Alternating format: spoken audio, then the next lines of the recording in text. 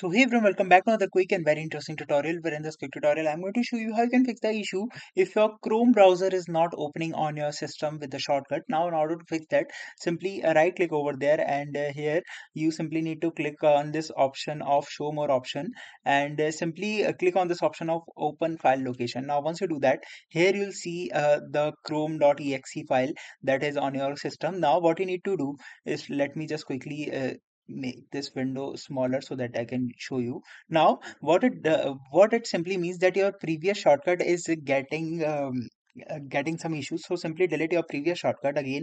Right click on this chrome.exe and click on this option of show more options and click right there send to and hit on desktop create shortcut. Now once you do that, now close this window and now when you open the Chrome browser with this, you see that it start working. Alright, so that's it for this tutorial. I hope this video will be helpful for you. Make sure to hit the like button and subscribe button for more such helpful and interesting tutorials. See you in the next one. Take care.